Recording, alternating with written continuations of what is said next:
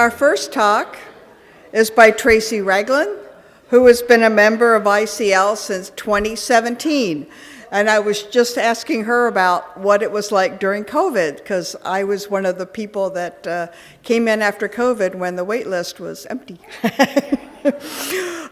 Tracy's career was in government, and since retirement, she's had lots more time to devote to walking, gardening, reading, and volunteering.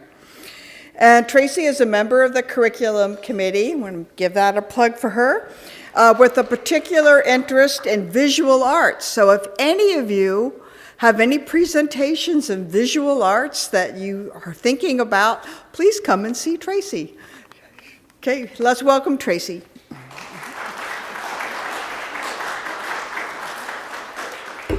Thank you. I'm talking about Oregon's Tuberculosis Sanitorium, in particular the one in East Salem, which is now where Corbin University is. It closed as a tuberculosis treatment center in 1969. It became Western Baptist College, then Corbin College, and now Corbin University, and new buildings built. But that's the one in particular I'm going to talk about. Oregon had two others. One was in East Portland, where McMenamins, I'm saying that correctly for Solvay's benefit, Edgefield is now, and one was farther east in, I don't know where, in Eastern Oregon. So, the Dalles? Okay, thanks. I knew it was along the Columbia someplace. Combined with the history of the Oregon's Salem TB Sanitarium is a bit of personal history. It's the story of Ella Mae, Eileen, and Eleanor. Ella Mae is my grandmother, was, and Eleanor is my mother. You'll see a lot of resemblance. And Eileen was the older sister. She was 3 years older than Eleanor. And they lived in Southern Oregon, mostly in Myrtle Point, where my great-grandparents had a dairy farm. And they moved around a little bit during the Depression and after World War II, where they could find work in, where the men could find work in the lumber industry. Their upbringing was non-traditional because my grandmother was kind of a loose woman, let's just say that. And she was married many times, and each time she got married or divorced, the Eileen and Eleanor were dropped back at their grandparents' dairy farm for a few years until things straightened out in Ella Mae's life. And so the two of them had a special bond. They adored each other. And I'm really fortunate that I'm in a family that saves pictures, so I've got that. However, during Eileen's teenage years, she contracted tuberculosis and was sent, as was common then, to Salem, where she was a patient at the TB Sanitarium in East Salem. The rest of the family stayed in Myrtle Point or Chemult or Pine Ridge.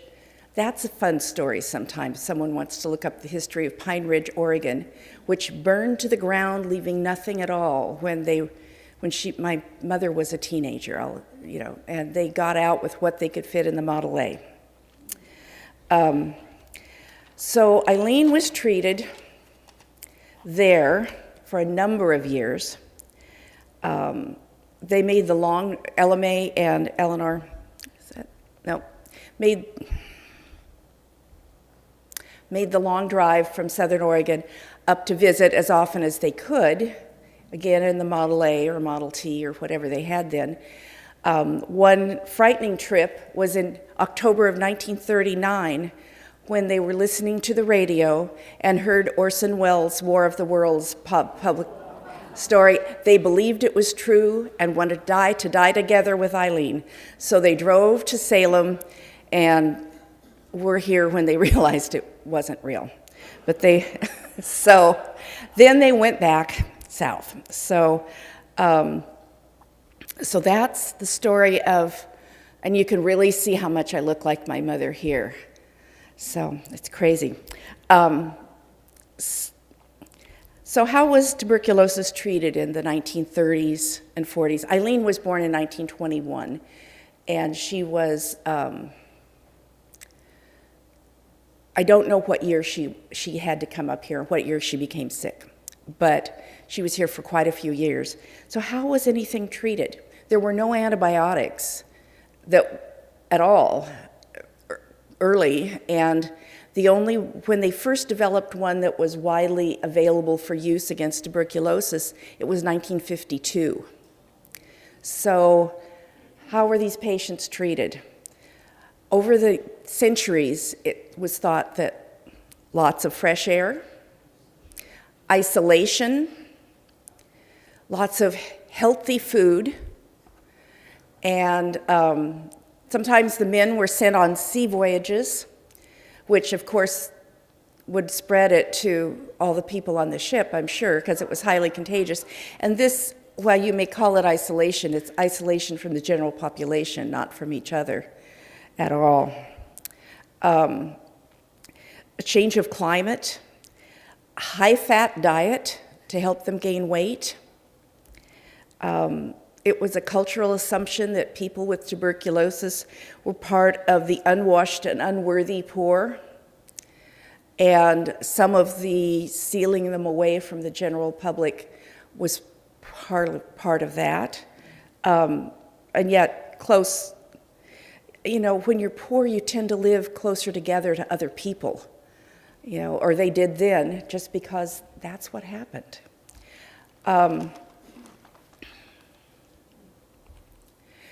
Next, I've got a short video from Oregon Public Broadcasting, Oregon Experience, about one family's journey with another family's journey with tuberculosis. So I'll let you watch that.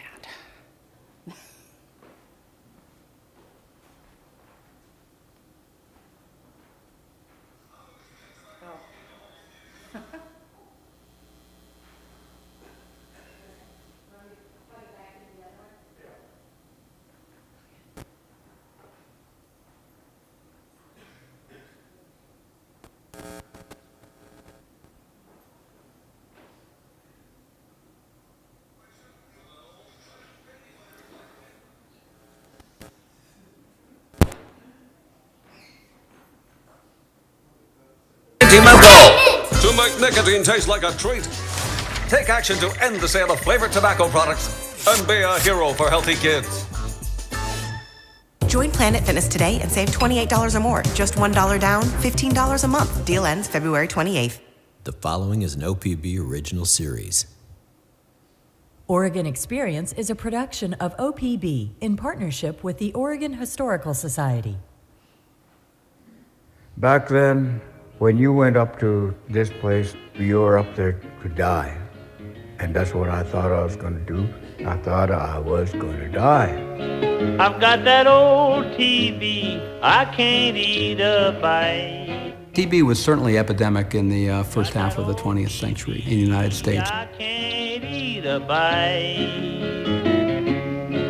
Got me worried so I can't even sleep at night. I've got the TB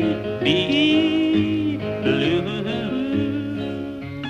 TB is short for tuberculosis, also called consumption, wasting disease, white plague. Everyone feared it. Scientists are studying the life and habits of the germ.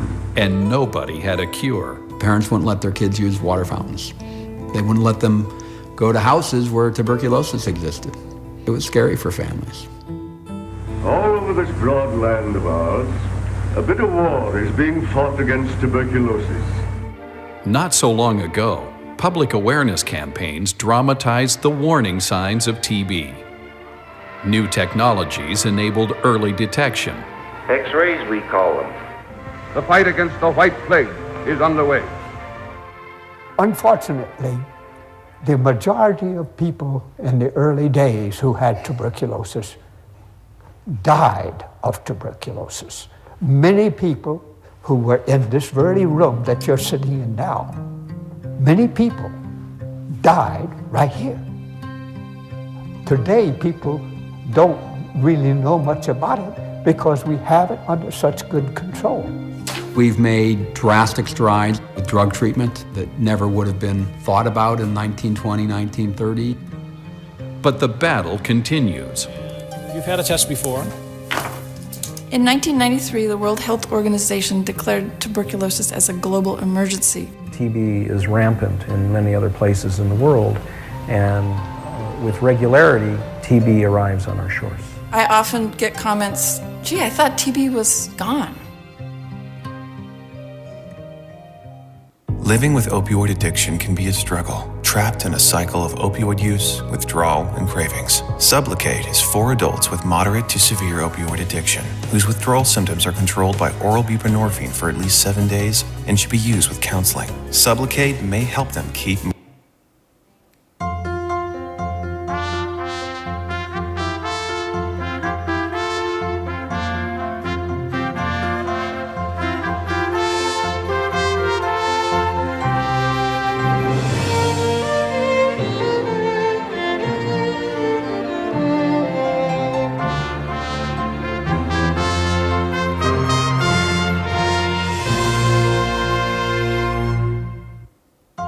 Funding for Oregon Experience is provided by the James F. and Marion L. Miller Foundation, the Ann and Bill Swindell's Charitable Trust, the Oregon Cultural Trust, and from viewers like you.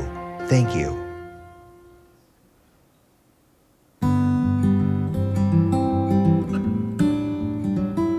I remember she was a very caring mother and worried about all of us kids.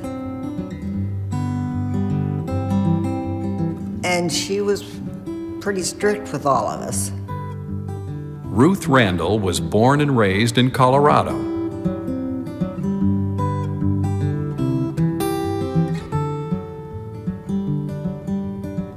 There, she married a handsome fellow named Glenn Spencer and started a family. There were 7 of us, children. I was the third from the bottom up. At the height of the Depression, the Spencer family moved to Silverton, Oregon. My mother was a homemaker. My father was many different things. As the children grew and thrived, they saw their mother becoming more frail, thinner, tired. I do remember that she was being sick at home before she went into the hospital, but I didn't realize what she had at the time. I don't think any of us did. None of them wrote down the exact date, but they would never forget that day. Well, of course you remember, because it was quite shocking to us. Where's she going? Why does she have to go there? In the spring of 1939, Ruth Spencer checked into the sanatorium, the Oregon State Tuberculosis Hospital in Salem. TB existed in ancient times, but it emerged as a full-fledged epidemic in the 1600s in Western Europe. TB is a bacterial infection. It can attack almost any part of the body, but commonly settles in the chest, where it eats away at the tissues of the lungs. The normal X-ray in the lung fields should be nice and dark with the ribs showing. But in this one, there's fluffy white infiltrates, and there's also a cavity here. It's a little round circle where much of the infectiousness is probably coming from in this individual. Increasingly, people lived and worked in close quarters, in poorly ventilated housing and crowded factories, ideal conditions for an infectious lung disease transmitted by coughing. In the 1700s, TB killed 1 of every 4 Europeans and began to spread slowly across the globe. In the US, the disease peaked in the 1800s. By 1939, TB was clearly on the decline. but would infect Ruth Spencer nonetheless. A relative had given Ruth a small notebook to keep a journal. April 9, Easter Day. A glorious morning, truly one of promise and hope. My family were all up, and how nice they all looked and seemed to be doing okay without Mother.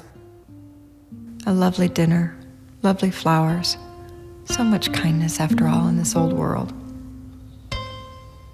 For a long time, we were not allowed to go into the hospital. We had to stay outside and visit with her through the window. Long-term care facilities for TB patients were called sanatoriums or sanitariums. The first in this country had been built in New York State, modeled on the fresh air and rest therapy practiced in Europe. You're going to live in this place with very few visitors. You're going to be at bed rest most of the time. You can't exercise. You just have to eat this fatty diet and try and gain some weight and lay low for a few years and keep your fingers crossed that you don't die from this rotten disease. And if you're successful, maybe you'll get out, and if you're lucky, it won't come back. But if you're unlucky, it'll come back and you'll die from it. If we end the sale of flavored tobacco products in Oregon, I do think we can have a long-term impact. Nicotine has long-term health consequences, both related to the heart and lungs, and if we can stop the use early, we can have a preventative impact. Join Planet Fitness today and save $28 or more. Just $1 down, $15 a month. Deal ends February 28th. A whole week today since I came here. It seems a month. I had always flattered myself that I was such a strong-willed person, and here I am weak as a kitten and crying most of the time because I can't go home. Bed rest, relaxation, being quiet. That was the principal method of treatment. I guess that meant you got to cure yourself. And they couldn't. Many couldn't. Sanatoriums did keep the patients, many of them infectious, apart from the general population. Many people considered a person who went to the TB hospital as an outcast, almost like they used to consider lepers. My mother told me never to play with two boys that I liked very much because their father had TB and he died of it. She didn't know I played with him anyway. Sanitariums did their utmost to take care of patients with a disease that everyone feared. And we had some understanding of it, but really no good treatment for it.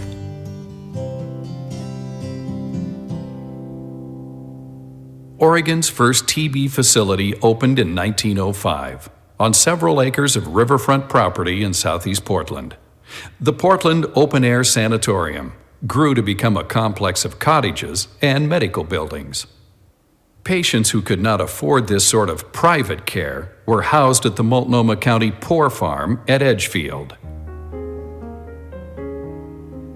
Meanwhile, the State School for the Deaf and Mute had vacated a large building east of Salem. In 1910, it reopened as the Oregon State Tuberculosis Hospital, the first state-owned public sanatorium in the western U.S. It was too dark before I thought of writing last night. Nothing seemed to matter anyway. Was sure in the dumps. I'm going to stick it out for a month, and if they're not doing anything for me, then I'm going home. To heck with their old sanatorium.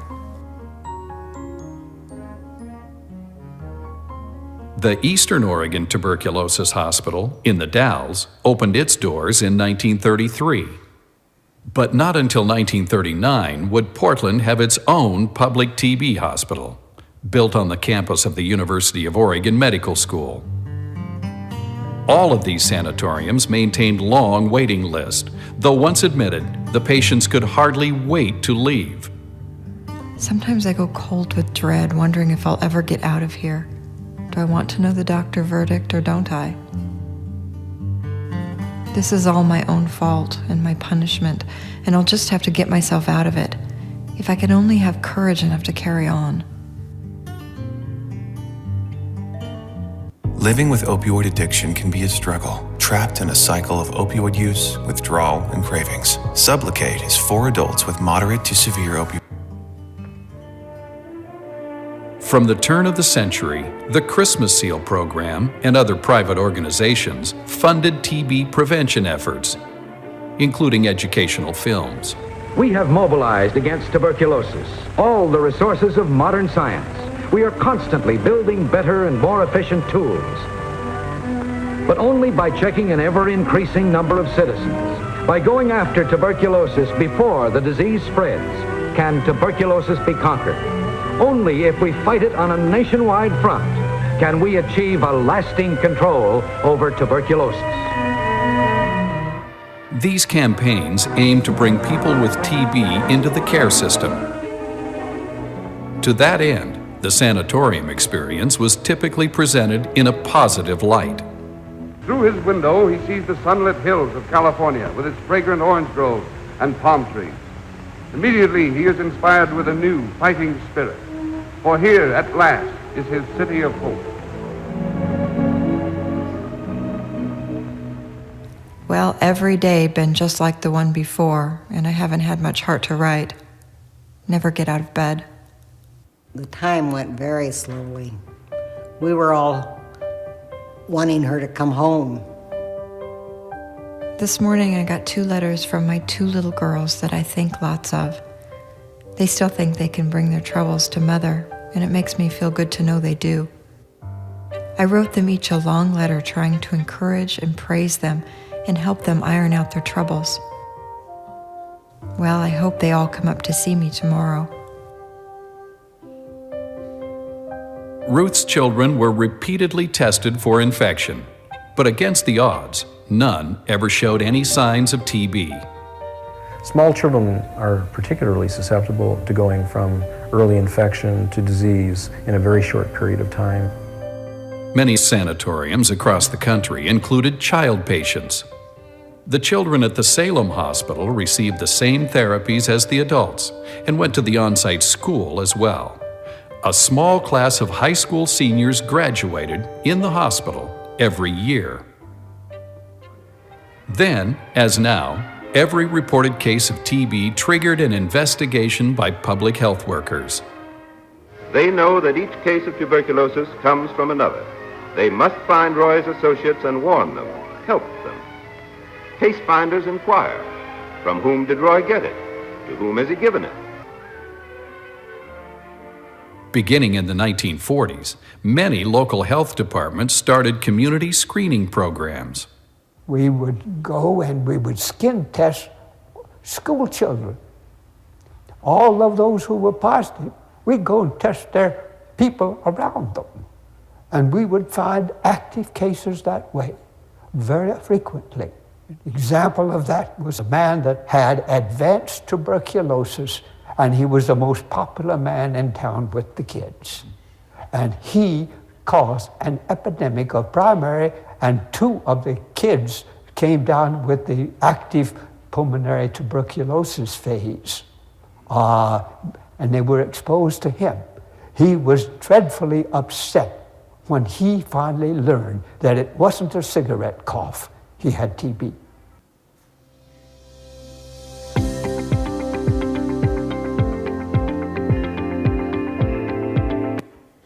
Here are the shadows expertly interpreted by her doctor. They say early tuberculosis. This is the time to take steps. The sooner the treatment, the more certain the cure. Bed rest now for Julie. So that bed rest was part of it. The rest was part of it. Nutrition was part of it. And then some of the patients got these other treatments. Monday, June 19th. Started gold treatment in veins.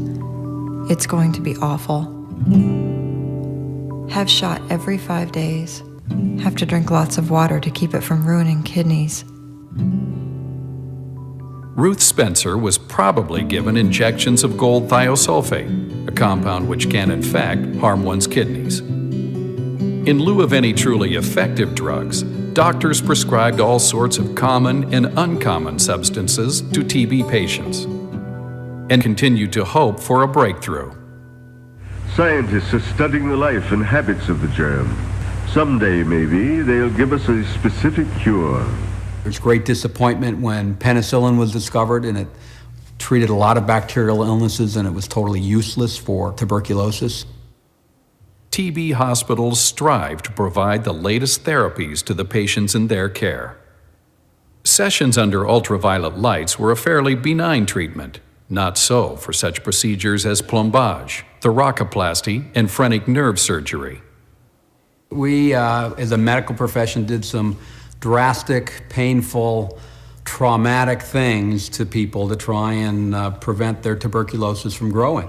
Perhaps the most common of these was called pneumothorax. Pneumothorax, that means air in the chest.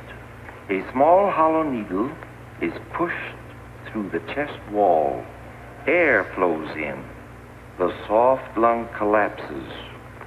You need to realize that tuberculosis is very dependent on oxygen as an organism to live. So many of these things were to prevent the oxygen that we breathe in, the air we breathe in, to get to the areas of the lung that had tuberculosis. So that's the purpose of many of these treatments.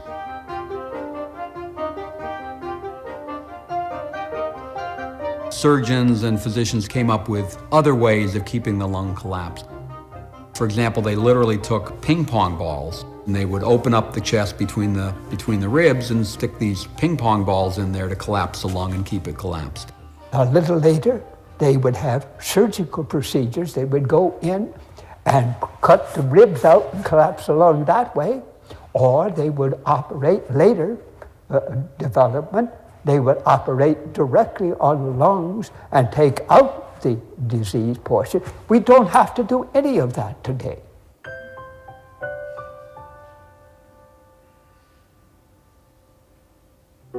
Glenn is out of work, but I know they'll get along some way. The 4 boys came up to see me. All look well. Little boys look as though they need a mother. Cold, wet day, and they had to stay outside. Ruth's final journal entry is December 11th, 1939. Joe and Paul were up Sunday. Afraid Christmas will be pretty tough, but we'll somehow get through. Running a temperature again for last 3 nights.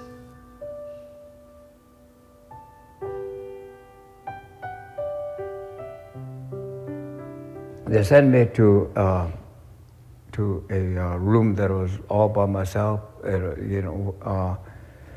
but the doctor came in and he said, well, I have some bad news. The Europeans who settled North America came from places long ravaged by tuberculosis. To the Native Americans, the disease was new. Beginning in the late 1800s, Indians were crowded together onto reservations and government-run schools, sometimes into army prisons. Tuberculosis exploded into their communities, producing some of the highest death rates ever recorded in the history of the disease. In the 40s and 50s, tuberculosis was rampant. Nearly everyone that you know of was involved with it some way or another. George Aguilar grew up on the Warm Springs Reservation. I saw my grandmother die of tuberculosis. I saw her waste away for 2 years into a skeleton, skin and bone, and I watched her take her last breath. Living with opioid addiction can be a struggle, trapped in a cycle of opioid use, withdrawal, and cravings. Not everyone who is exposed to TB will become infected, and of those who do, only a fraction develop the actual disease. I didn't think I was sick. Let's put it that way. I was losing weight. I was losing a lot of appetite. In 1954, he was admitted to the Cushman Indian Hospital in Tacoma, at that time the regional hospital for Native people with TB. It was terribly bleak. The vast majority of them who went died in the hospital. George had checked in with abdominal pain. The doctor said, you have tuberculosis, and you have it moderately advanced in both lungs. And you also found tuberculosis in your intestines. He would spend the next 2 years in this building. In the 1950s, I think it was around about 20 to 25 people from Warm Springs in that hospital. Some of his experiences were the stuff of nightmares. One night, one of my roommates, he begged for a shot because he was in very bad pain. And nurse told him, well, we can't give you anything. Next morning, I looked over there, mouth wide open, eyes staring straight ahead. Died right there that night. But George also expanded his circle of friends. There are people from the Dakotas, from Arizona, Utah, California, Nevada, all the Pacific Northwest, from Alaska, a lot of Eskimos. They had a dance there that they had a great big old bear hide, and here was this old guy jumping up and down like if nothing was wrong with him. He even met his wife, who was also a patient during his stay. Like the people at Ruth Spencer's hospital, George and his fellow patients were subjected to many advanced procedures of the time. They cut you open right from back on your back right here, and clear around to the bottom of your side here. And they cut out a rib, and they expose all your lungs and cut away the infected part of your lobes. But George Aguilar's bout with TB in the mid-1950s would have a very different outcome from Ruth's. Scientists had discovered the antibiotic streptomycin, which could destroy TB bacteria. Other similar drugs soon followed. When combined and administered over many months, they proved to be quite effective. George and his wife left the hospital completely cured of advanced tuberculosis. They tried to send me to school, accounting and stuff like that. Each patient is helped to find his place in the workaday world when he leaves the sanatorium. I was to never, ever do physical labor. Trying to make me learn how to use a typewriter, ASDF and all this, trying to all, nah.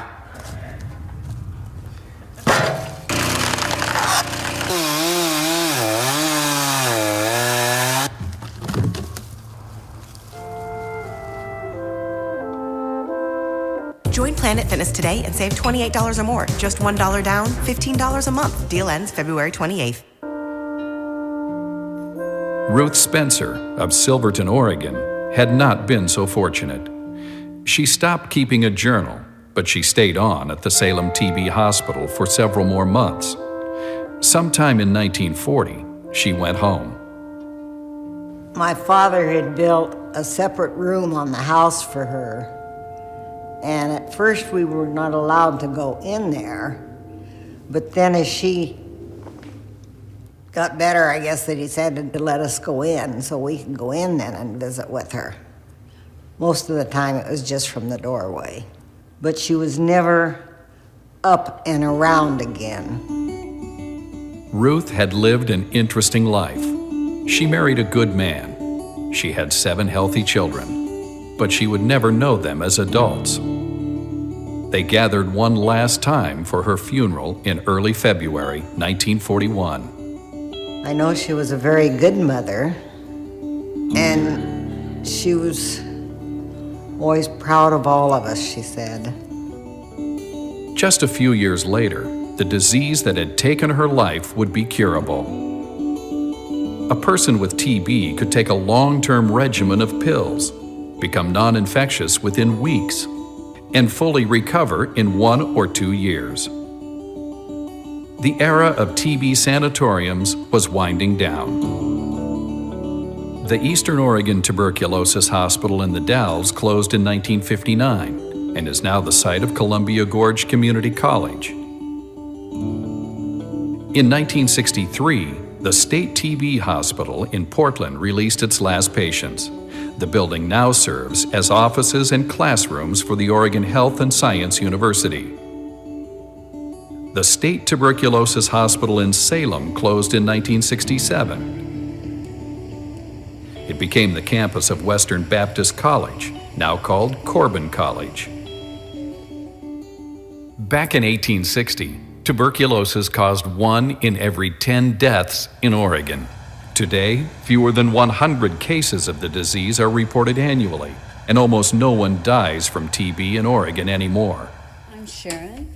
That's due in large part to the aggressive work of the state and county health departments.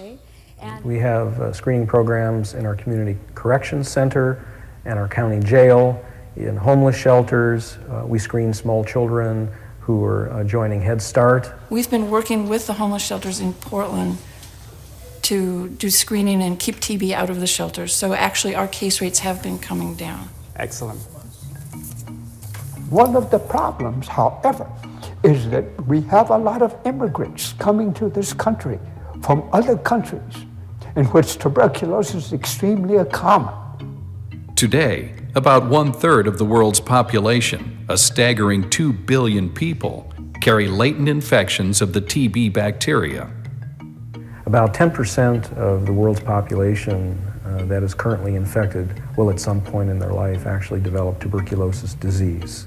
How is Big Tobacco hooking a whole new generation with an old trick? Candy flavors like minty menthol to make nicotine taste like a treat. Take action to end the sale of flavored tobacco products and be a hero for healthy kids. Join Planet Fitness today and save $28 or more. Just $1 down, $15 a month. Deal ends February 28th. Every year, some 8 million new cases of active tuberculosis appear, and 2 million people die from it. And if you look at Africa, the women and men, so many hundreds of thousands are infected with AIDS. And the majority of them will die, not from AIDS, but tuberculosis. Oregon Health and Science University now houses some of the world's most advanced TB research, seeking new ways to detect and defeat tuberculosis. We all believe fundamentally that we can eradicate this disease. We need a vaccine. That's what we need. And we need ways to give it to the world. Lately, drug-resistant strains of TB, unresponsive to antibiotics, have begun to appear around the world, including here in the Pacific Northwest. Most Oregonians face no danger from tuberculosis in their day-to-day lives. But in other places, some of those old cautionary messages still ring true. It's lurking there. It's going to be a threat to the community. We're all part of the community, and even though it's maybe not directly affecting us, it's there.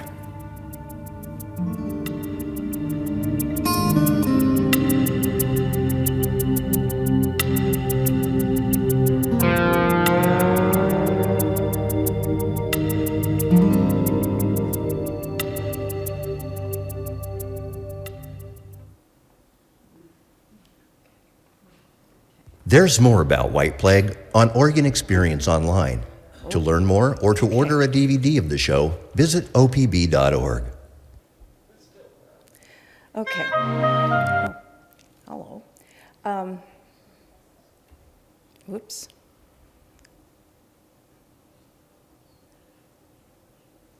Switch. Okay. Nope, that didn't work.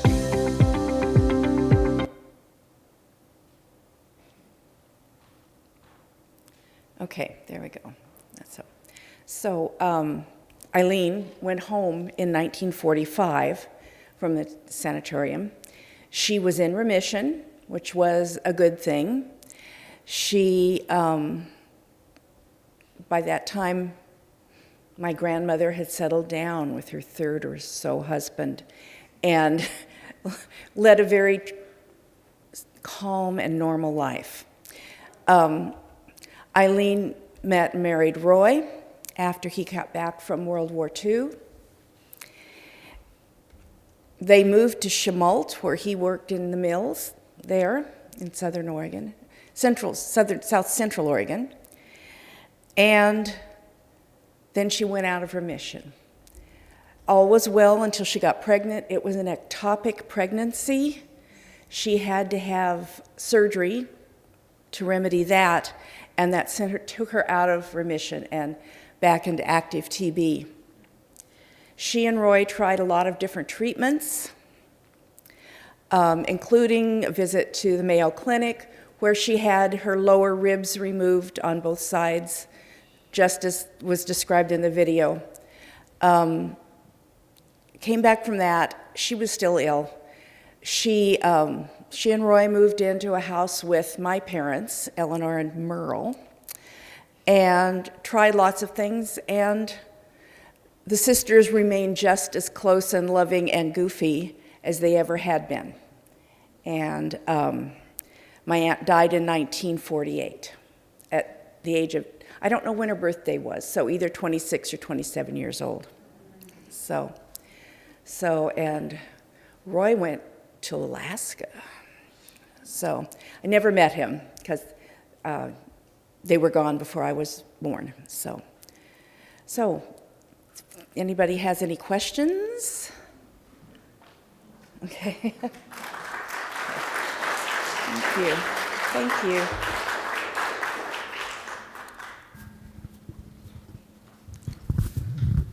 Hi, this is Bill.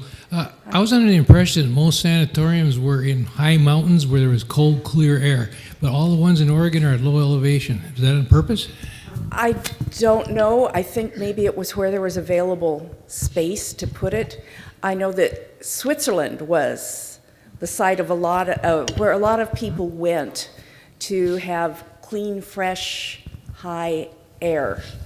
But mill workers' kids from Oregon, Southern Oregon, weren't going to be going to Switzerland. So I'm assuming it was a matter of what you and your family could afford to do. So. Hi, I'm Al. Hi. And this brings back memories of me. During World War II, my father went overseas. My mother had tuberculosis. She'd been living on the coast, and they said, well, if you go to drier climate, you'll probably get better. Yeah. But she didn't and passed away. My father came back, remarried, and they kind of mixed up the cause and the effect. I was pretty thin anyway, so I took naps every afternoon. They fed me more food than I really wanted, but I never got TB. But at any rate, it was pretty bad. Yeah. But eventually, for other folks, things got better for them. Thank you. Mm-hmm. I know my mother always tested positive for TB antibodies, but never developed the disease. She was tested frequently. And when my brother and I were born, we were tested for a number of years before the doctor decided we weren't going to get it. So. Hi, my name's Ann. The public health departments were actually grew exponentially because of TB over the years. And one of the reasons we have good health in this country is because we did have public health. In terms of all the cuts in grants and the current administration's focus on cutting expenses, what do you think will happen in Oregon around public health? Well, it's not my field, so I didn't really research that, but I think public health, I'm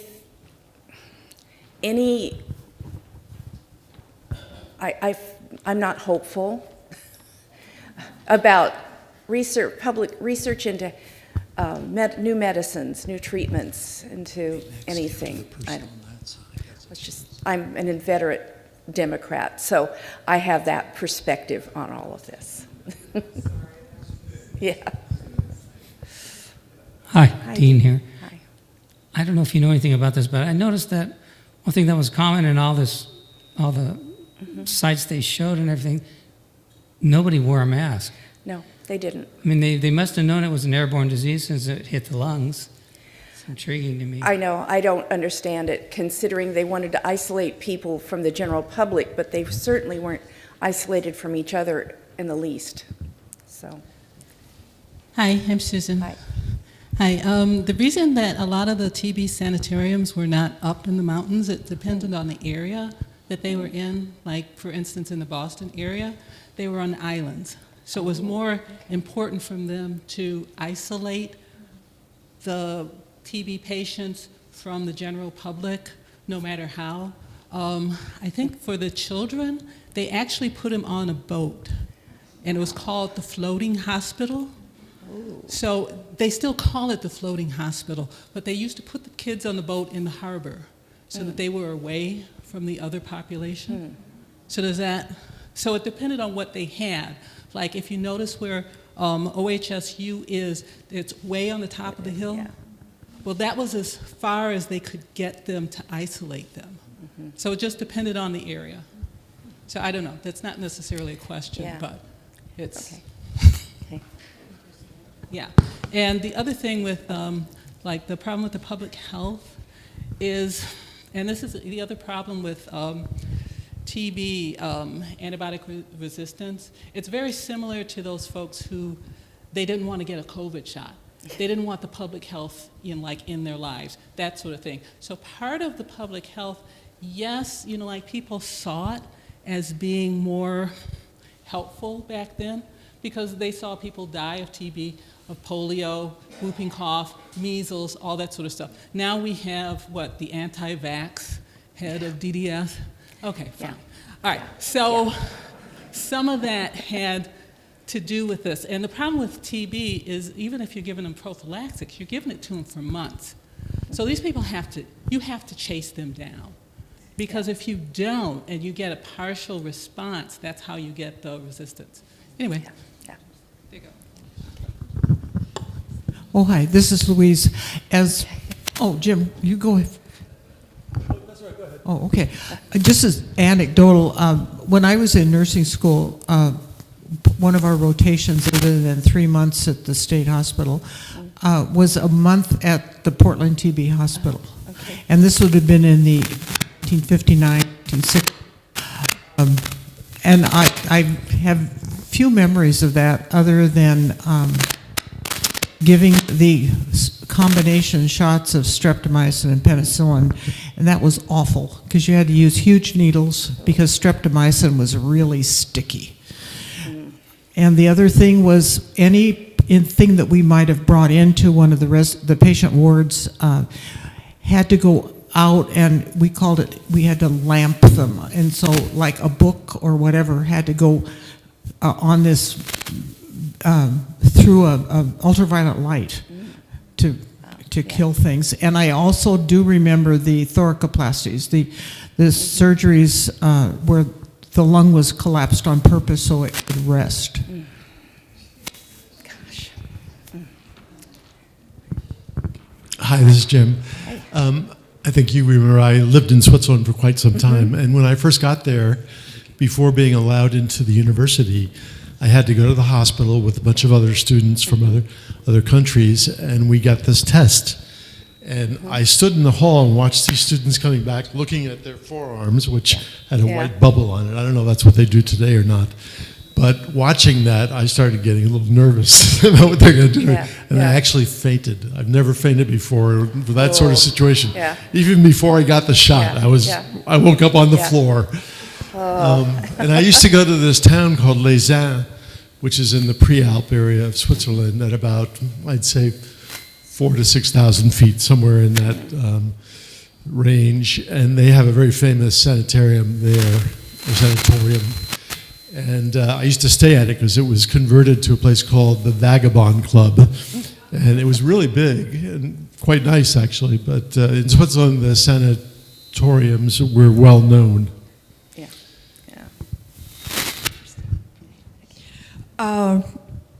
The video said that the cases were reported to the public health, so they knew that. Right.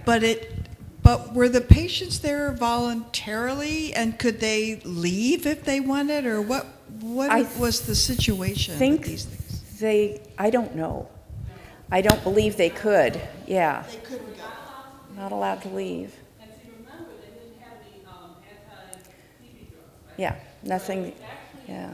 So what the criteria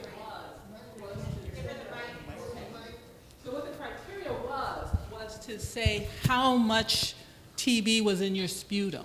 Oh. And that got you out. But it didn't really cure it. So what could happen is if you had some sort of like immune problem, I don't know, like a pregnancy could be seen as like an immune problem or, you know, like, I don't know, SLE or rheumatoid arthritis, something like that. You know, like it could reactivate itself. So you didn't really cure it. Yeah. Does that? Yeah. No. You can only leave if your counts are down. Yeah. Other than that, you know, like you have bought the farm. Yeah. Okay. Hi, Karen. Hi. I'm from Warm Springs. Mm-hmm. Love the film. I love the mountains. Yeah. I had two friends that were in the TB hospital. Mm-hmm. But one of the interesting things was, I don't know what year it was, but they came through and gave everyone this shot or whatever it was called BCG. I don't know about Okay? that. Yeah. From then on, you could not give them a TB test because they would test positive, violently positive. Yeah. I don't know about that.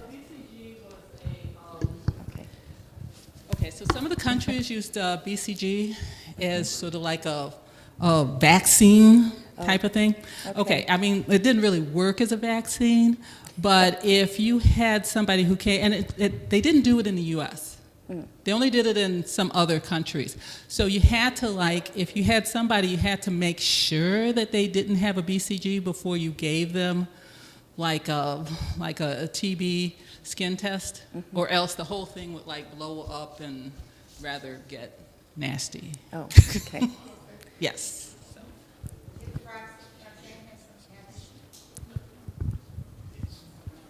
My name is Neil. Tracy, a question that I have is, with the current administration taking away a lot of the support that the United States has given to other countries, particularly for HIV, I'm wondering if you know, one of the things I took away from this presentation was people who are immigrants bringing TB with them into our society. Can you speak to what America has been doing to help other countries fight tuberculosis? I can't. So I'm sorry. Can anyone else answer that question? No?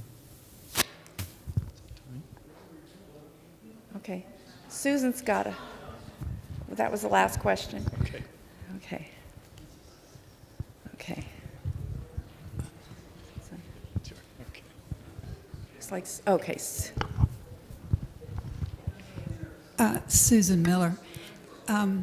It's interesting that right now I'm reading the book about Paul Farmer, who founded Partners in Health in Haiti, and it's a lot about TB. And of course, he had an NGO. This was an NGO, but it got money through USAID. That's where a lot of the money comes. And at the point that I'm reading, which is the late 90s, I think, they had cut the TB percentage to 4% of people in Haiti getting TB, which is smaller than the U.S., which is 8% of people. So yes, so USAID is huge. We have made a huge difference in the world. Yeah. Okay. 10-minute break? Yeah. Okay. Thanks.